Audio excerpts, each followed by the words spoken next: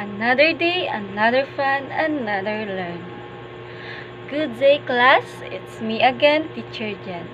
So now, can I request to all of you to stand up and let us pray? Angelica, can you lead the prayer for today? Will you stand in front? In the name of the Father, the Son, the Holy Spirit. Amen.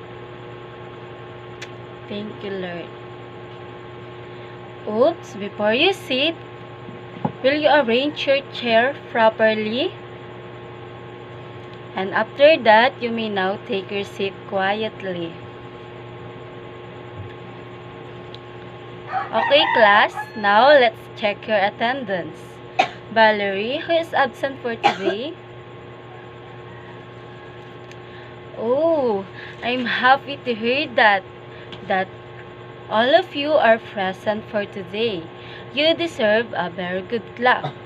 1, 2, 3. 1, 2, 3. Very good. Class, what is our lesson yesterday? Yes?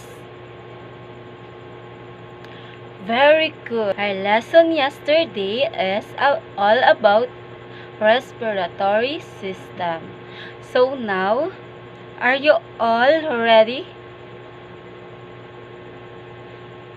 That's good. Because are you all ready?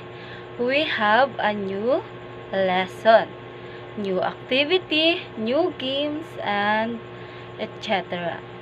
Okay, class, before we start our lesson, can you give me a big smile?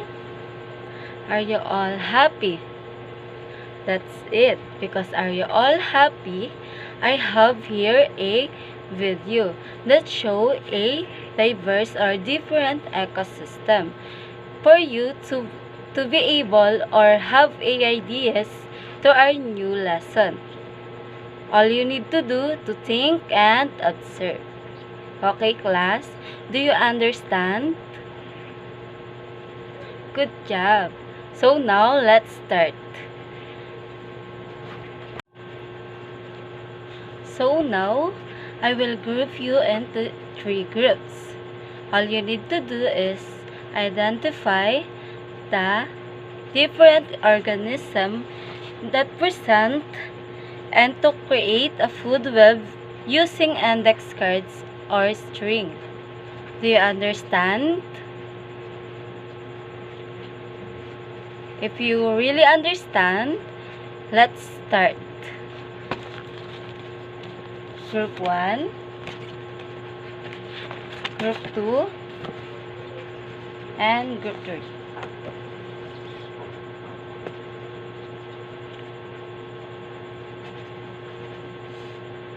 Are you all done, class? And now, will you pass in front?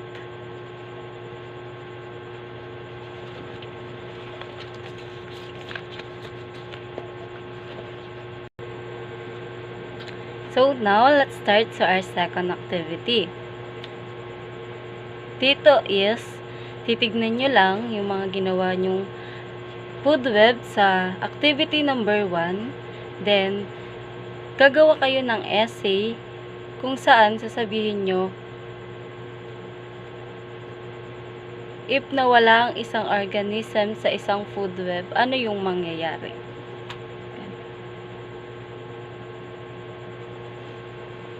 Are you all done, class? Will you pass in front?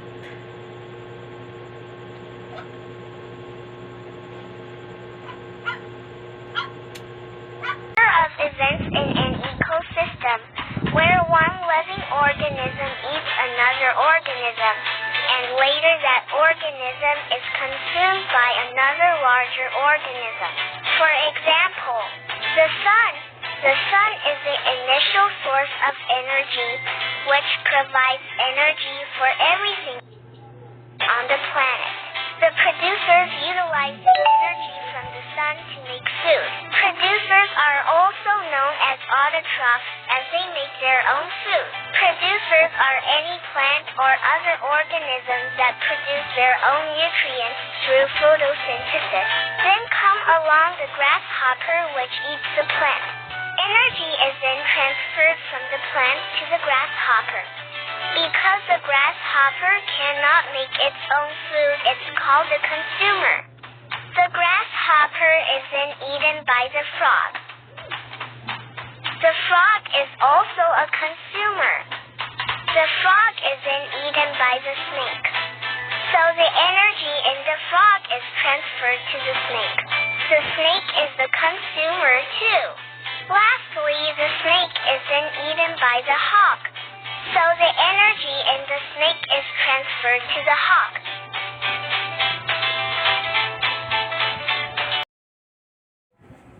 Write P if the answer is producer.